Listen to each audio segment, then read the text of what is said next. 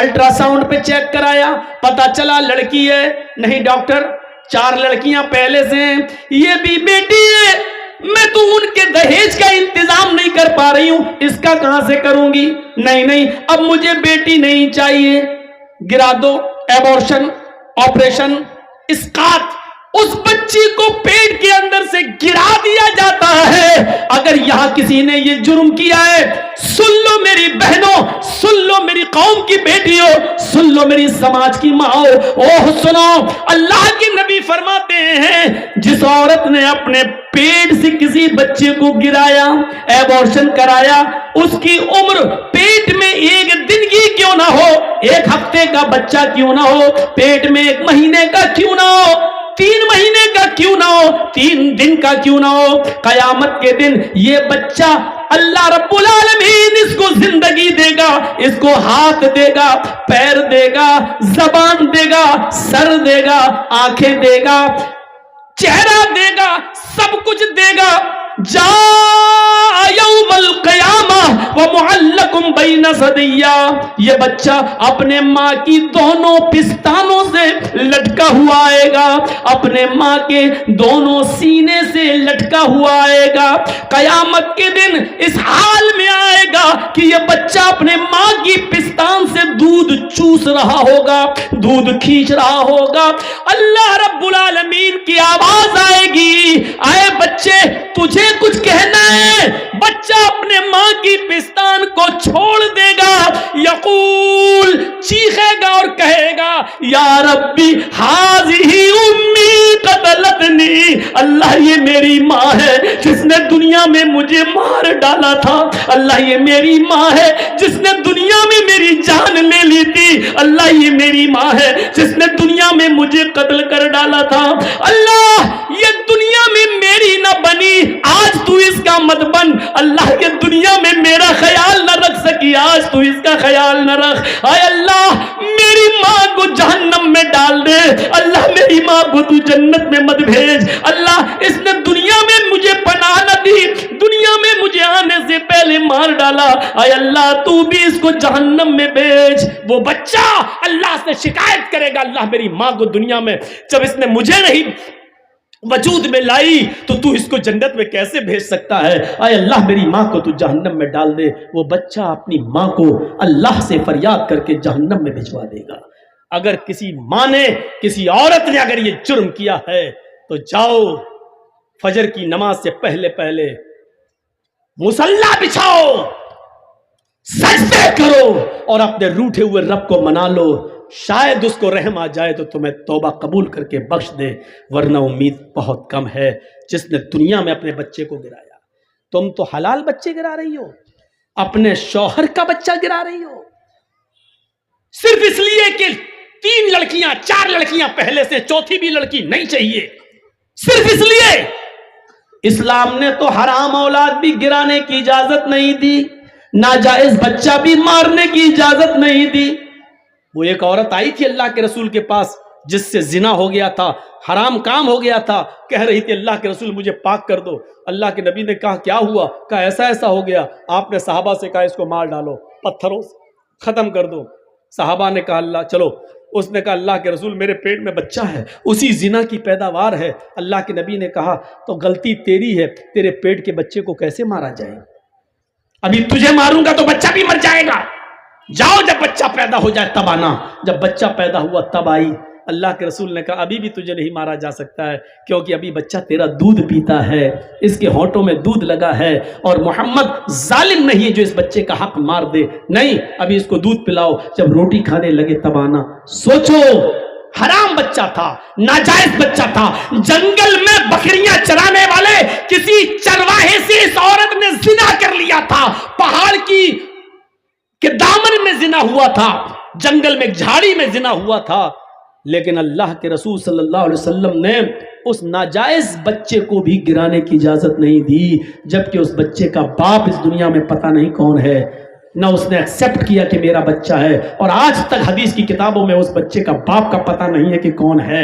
میرے بھائیوں ذرا تصور کرو، اللہ چاہتا تو نبی کو بتا سکتا تھا کہ اس بچے کا باپ فلاں ہے، لیکن اللہ نے بھی نہیں بتایا، اس لیے کہ کسی کا معاملہ چھپا ہے تو چھپا رہنے دو، شاید وہ توبہ کر لے اور اللہ رب العالمین اس کو معاف کر دے۔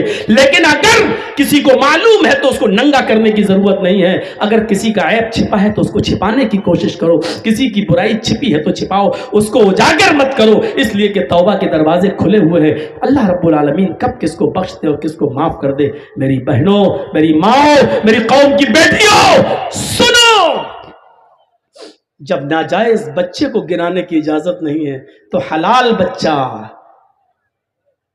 جائز بچہ، اس کو کیسے گرایا جا سکتا ہے؟ یہ اندھیرا تھا عرب کی سرزمین پر، یہ گناہ تھے عرب کی سرزمین پر۔ اگیان ہیتو کرت موہ مدان دیکارم ناشم ودھایم ہتدودیتے، محمد اس دنیا میں آئیں گے، اندھیرے کو ناش کر دیں گے، اندھیرے کو مٹا دیں گے۔ آپ اس دنیا میں آئے اور آپ نے اندھیرے کا خاتمہ کیا، آپ نے اس طریقے سے اندھیرے کو مٹایا، پھر عورت کو عزت دی، پھر عورت کو سمان دیا۔ میری بہنوں، میری قوم کی بیٹیوں، تم کہاں عزت ڈھونڈ رہی ہو؟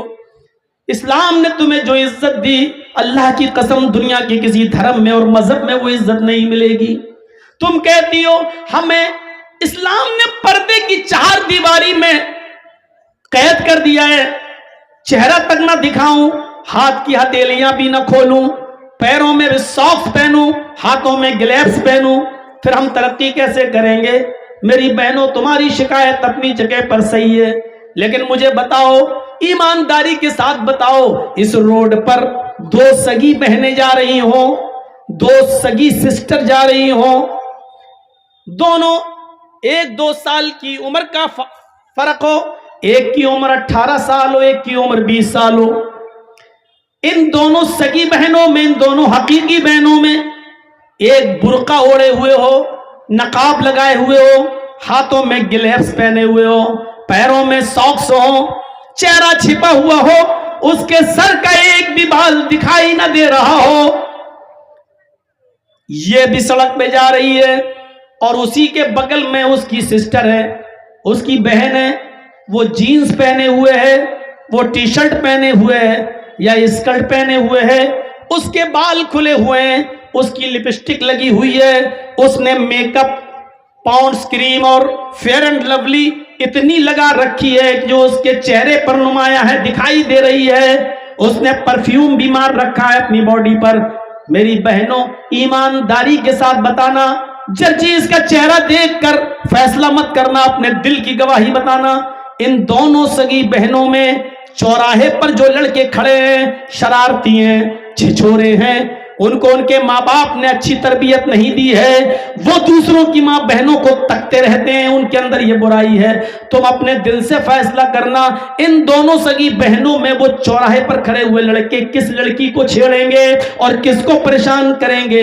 آپ نے اپنے دل کی گواہی بتانا، جرجیز کا چہرہ مت دیکھنا کہ جرجیز کیا کہہ رہا ہے، اپنے دل سے پوچھو کہ ان دونوں سگی بہنوں میں وہ لڑکے کس کو چھیڑیں گے؟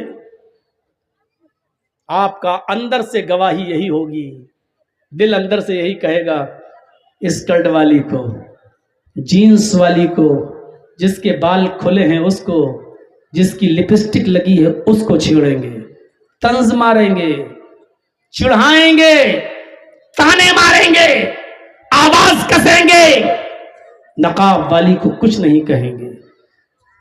قرآن نے یہی تو کہا ہے کہ تم جب روڈ پر چلو، سڑک پر چلو، کسی ضروری کام کے لیے نکلو، قل للمؤمنات یغضضن من ابصارهن ويحفظن فروجهن ولا يبدين زینتهن۔ قرآن نے یہی تو کہا ہے کہ اپنی نگاہوں کو نیچا رکھو، ويحفظن فروجهن، اپنی شرمگاہ کی حفاظت کرو، وَلَا يُبْدِينَ زِينَتَهُنَّ، اور اپنے بناؤ سنگار کو، زیب و زینت کو غیر مردوں کے سامنے ظاہر مت کرو۔ یہ 3 چیزیں عورتوں کو بتائی ہیں، پہلی چیز نگاہیں نیچی رکھو. جب عورت نگاہ نیچی کر کے چلنے لگے اور ہر وقت اس کی نگاہیں نیچی رہیں تو کبھی واٹس ایپ پہ کسی سے بات کرنے کی ضرورت ہی نہیں پڑے گی, میسنجر اور فیس بک چلانے کی ضرورت ہی نہیں پڑے گی, کیونکہ جب نگاہیں نیچی رکھتی ہے تو وہ کیا جانے کون گزر رہا ہے, کون جا رہا ہے, کون آ رہا ہے. پہلی چیز نگاہیں نیچی رکھو. دوسری چیز وَيَحْفَظْنَ فُرُوجَهُنَّ, اپنی شرمگاہ کی حفاظت کرو. اتنے موٹے کپڑے پہنو کہ تمہارے جسم کی نمائش نہ ہو, اتنے گاڑھے کپڑے پہنو, اتنے لوز کپڑے پہنو کہ تمہارے بدن کا, تمہارے شریر کا, تمہاری باڈی کا نشیب و فراز دکھائی نہ دے. تیسری چیز وَلَا يُبْدِينَ زِينَتَهُنَّ, اور اپنے بناؤ سنگار کو, اپنے میک اپ کو غیر مردوں کے سامنے ظاہر نہ کرو. اس کا مطلب یہ کہ اپنے مردوں کے سامنے ظاہر کر سکتی ہیں, اپنے شوہروں کے سامنے ظاہر کر سکتی ہیں. لپسٹک کوئی بری چیز نہیں ہے, لیکن گھر میں لگائیے, اور باہر لگاؤ گی تو بہت بری چیز ہے. جلسوں میں بھی لگا کے آئی ہوں گی, جلسوں میں بھی لپسٹک لگا سکتی ہے عورت. اب تو پہلے ایک کمپنی تھی جو لپسٹک بناتی تھی جس میں خنزیر کی, سور کی چربی آتی تھی, لیکن اب اس نے بھی اقرار کر لیا ہے کہ نہیں اب ہم نہیں ملاتے ہیں, اور ایگریمنٹ کر کے دیا ہے اس نے. اسرائیلی کمپنی تھی لیکن اب نہیں آتی. لگا سکتی ہے عورت, لیکن گھر میں. فیئر اینڈ لولی لگا سکتی ہے بالکل, لیکن گھر میں. پاؤنڈس لگا سکتی ہے بالکل, لیکن گھر میں. پرفیوم لگا سکتی ہے بالکل, لیکن گھر میں. باہر کوئی چیز نہیں. المرأة اذا استعطرت فمرت بالمجلس فهي كذا وكذا زانیہ زانیہ زانیہ. اللہ کے رسول صلی اللہ علیہ وسلم نے 3 بار فرمایا. اور سنو, ترجمہ سن لو. المرأة اذا استعطرت, جب عورت خوشبو لگا کر نکلتی ہے, خوشبو استعطرت, اور عربی جاننے والوں کو معلوم ہے یہ باب استفعال میں آیا ہے. استعطرت جس کے اندر طلب ماخذ پایا جاتا ہے, یعنی صرف عطر نہیں, پرفیوم نہیں, کوئی بھی چیز لگا لے جس سے خوشبو آتی ہو. اور سن لیجئے پہلے, عورت کوئی بھی چیز لگا لے جس سے خوشبو آتی ہو. مثلا آرنیکا ہیئر آئل, چمیلی کا تیل, آئل, ڈابر آنولا, جس میں خوشبو ہے. استعطرت باب استفعال میں طلب ماخذ, ہر وہ چیز جس کے اندر خوشبو اڑتی ہو, خوشبو لگتی ہو. یہ چیز عورت گھر میں لگا سکتی ہے, لیکن اگر یہ لگا کر گھر سے باہر نکلی فمرت بالمجلس, اور جہاں لوگ بیٹھے ہوتے ہیں ان کے سامنے سے گزری, یعنی راستے میں چلتی ہے, چوراہے پہ جاتی ہے, دکانوں سے گزرتی ہے, دکانوں پہ جاتی ہے, فہیا کذا و کذا, وہ ایسی ہے, وہ ایسی ہے, وہ ایسی ہے. صحابہ نے کہا اللہ کے نبی ایسی کا کیا مطلب ہے؟ نہیں سن پاؤ گے, اتنا بڑا کلیجہ نہیں ہے ہمارا, کس زبان سے ہم بولیں. صحابہ کہہ رہے اللہ کے نبی بتائیے کیسی ہے. کہا نہیں سمجھے, کہا نہیں, کھل کے بتائیے. اللہ کے نبی نے کہا آنی الزانیہ الزانیہ الزانیہ, وہ بدچلن ہے, وہ بدچلن ہے, وہ بدچلن ہے. کلیجہ ہو تو سنو, اور اگر سننے کا کلیجہ نہ ہو تو مولوی جرجیز کو بلانا چھوڑ دو, اور بلاؤ گے تو سننا پڑے گا. تمہیں نہیں, تمہارے باپ کو بھی سننا پڑے گا. یہ 10 سال ہم نے مدرسوں میں کوئی گھاس نہیں چھیلی ہے, آلو نہیں چھیلے, یہی سب پڑھا ہے, اور جو پڑھا ہے وہ بتاؤں گا. یہ نبی کہہ رہے ہیں وہ بدچلن ہے. ہائے ہائے, خوشبو لگانے والی بدچلن ہے, پرفیوم لگا کے نکلنے والی بدچلن ہے. خوشبودار کوئی بھی چیز اپنے جسم پہ لگا لے اور دکانوں سے جا کر شاپنگ کرے, اس کو بدچلن کہا ہے. मर्दों के साथ दुकान पर बैठती हो 5-6 घंटे, वो कौन हुई? कॉलेज में लड़कों के साथ उसके पास बैठकर 5-5, 6-6 घंटे पढ़ती हो, और इंटरवेल में कॉलेज की कैंटीन में दोनों चाय पीती हो, वो कौन हुई? अगर उसके बारे में हम बोल देंगे तो ये गालियां देंगी बेचारी, हट बड़ुआ मौलवी आ गए जाने कहां से।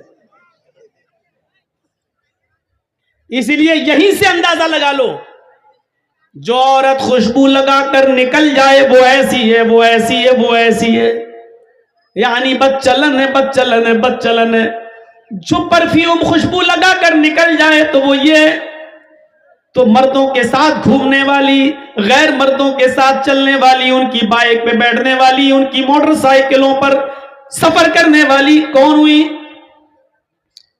शौहर का इंतकाल हो गया, बहुत पैसा छोड़ गया, बीवी जमीन और जायदाद की मालिक है, मियां बीवी दोनों हज करने जाना चाहते थे, हस्बैंड वाइफ दोनों हज करने जाना चाहते थे, दोनों ने फॉर्म भर दिया है। सुनो मसला, दोनों ने फॉर्म भर दिया है, हज की तारीख भी आ गई है, लेकिन हज करने से पहले, हज जाने से पहले हस्बैंड की डेथ हो गई, एक्सपायर हो गया, इंतकाल कर गया। अब औरत अकेली है, अब वो हज करने जाना चाहती है। शरीयत इसके बाद पाबंदी लगाती है कि अब वो हज के लिए अकेली नहीं जा सकती है। इस्तिताअत है, पैसा है, दौलत है, सोना है, चांदी है, सब है, लेकिन अब उसको हज के लिए कंडीशन बदलना पड़ेगी। अब उसको अपने बाप के साथ हज करने जाना पड़ेगा। बाप नहीं है तो अपने भाई के साथ हज करने जाना पड़ेगा, भाई नहीं है तो अपने बेटे के साथ हज करने जाना पड़ेगा, बेटा भी नहीं है तो फिर उसको अब हज मुलतवी करना पड़ेगा, कैंसिल करना पड़ेगा। साहब वो तो इस्तिताअत है, पैसे वाली है, उसके ऊपर तो हज फर्ज है, लेकिन इस्लाम ये कहता है जब उसका शौहर इंतकाल कर गया, उसका बाप नहीं है, बेटा नहीं है, भाई नहीं है, तो अब उस औरत को अकेले हज की इजाजत नहीं है। अब वो औरत एक दीनी काम के लिए, हज के लिए अगर अकेली निकल रही है, खाने काबा भी पहुंच जाती है, सफा मरवा के चक्कर भी लगा लेती है, सारे अरकान भी कर लेती है, लेकिन अकेले जाती है तो अल्लाह की कसम उसका हज नहीं है, उसका हज नहीं है, उसका हज नहीं है। वो हज का एक सवाब उसको नहीं मिलेगा, बल्कि उल्टा गुनाह पड़ेगा, उल्टा उसके ऊपर अजाब पड़ेगा। इसलिए अजाब पड़ेगा क्योंकि उस औरत के ऊपर अब हज फर्ज नहीं था, इसलिए कि उसके ऊपर से हज कैंसिल कर दिया गया, क्योंकि उसको ले जाने वाला कोई महरम नहीं है। मेरी बहनों, हज जैसे मुकद्दस मकाम पर औरत अकेली नहीं जा सकती है, जहां किसी की इज्जत नहीं लुट सकती है, जहां सब लब्बैक लब्बैक कहते हो, ऐसी मुकद्दस जगह पर भी तुम अकेली नहीं जा सकती हो। हज ऐसी इबादत के लिए भी तुम अकेली नहीं जा सकती हो। ये तुम्हारे कलेजे कि तुम बाजारों में अकेली चली जाती हो, तुम कॉलेजों में स्कूलों में अकेली चली जाती हो, अपने घरों से निकलकर तुम अपने मायके अकेली चली जाती हो, ये कलेजा है तुम्हारा। शरीयत तो तुम्हें घर से बाहर निकलने के लिए भी अकेले इजाजत नहीं देती है। अगर तुम्हें घर से बाहर भी निकलना पड़े तो अपने शौहर के साथ जाओ, अगर शौहर न हो तो अपने भाई के साथ जाओ, भाई न हो तो अपने बेटे के साथ जाओ। अकेले शरीयत औरत को अकेले घर से निकलने की इजाजत नहीं देती है। फरमाया कि ला यखलुअन्न रजुलुन बिइम्रातिन, कोई भी मर्द किसी औरत से अकेले में तन्हाई में गुफ्तगू न करे, अकेले में न मिले, इल्ला काना सालिसुहुम शैतान, इसलिए कि वो दो नहीं होते बल्कि उनमें तीसरा शैतान होता है। ये शरीयत एक मुतय्यन कर रही है, रास्ता बता रही है कि कोई मर्द किसी औरत से अकेले न मिले। अल्लाह के नबी एतिकाफ में बैठे हुए हैं, अल्लाह के नबी की दो बीवियां नबी से मिलने आती हैं। अल्लाह के नबी सल्लल्लाहु अलैहि वसल्लम से मुलाकात करके जब वो वापस जा रही हैं तो अल्लाह के नबी उनको मस्जिद के दरवाजे तक छोड़ने के लिए आते हैं। सामने से दो अंसारी गुजर रहे हैं, अल्लाह के नबी ने उन दोनों अंसारियों को बुलाया, इधर आओ। वो दोनों अंसारी करीब आए, अल्लाह के नबी ने फरमाया, आए नौजवानों, ये दोनों मेरी बीवी हैं, ये दोनों मेरी वाइफ्स हैं, ये दोनों मेरी बीवियां हैं। और नौजवानों ने कहा, अल्लाह के नबी आप हमसे ये क्यों बता रहे हैं? آپ ہم سے ایسا کیوں کہہ رہے ہیں؟ کہا اس لیے کہہ رہا ہوں کہ شیطان ہر انسان کی رگوں میں خون میں دوڑتا ہے. ہو سکتا ہے کہ تمہارے دل میں شیطان یہ وسوسہ ڈال دے کہ محمد پتہ نہیں کن عورتوں سے باتیں کر رہا تھا, یہ دونوں عورتیں کون تھیں اور کیوں ملنے آئی تھیں. اس لیے میں تمہیں بتا رہا ہوں کہ میں کسی غیر عورت سے نہیں, اپنی پتنیوں سے, اپنی بیویوں سے بات کر رہا تھا. محمد رسول اللہ کو بھی اپنی صفائی دینا پڑی کہ دیکھو یہ میری بیویاں ہیں, جبکہ صحابہ کیسے شک کر سکتے تھے نبی کے اوپر, لیکن آپ نے کلیئر کر دیا میں کسی غیر کے ساتھ نہیں, اپنی بیویوں کے پاس تھا اور یہ بیویاں مجھ سے ملنے آئی تھی. میرے بھائیوں, جب محمد رسول اللہ صلی اللہ علیہ وسلم اپنے آپ کو بچا سکتے ہیں تو پھر تم اپنی بائک پر اپنی سالی کو کیسے بٹھا سکتے ہو؟ میرے بھائیوں یقین مانیے, بیوی کی موجودگی میں بھی سالی آپ کی بائک پر نہیں بیٹھ سکتی ہے. اگر بیٹھتی ہے تو بہنوئی بھی گناہگار اور سالی بھی گناہگار. میاں اور بیوی, ہسبینڈ اور وائف دونوں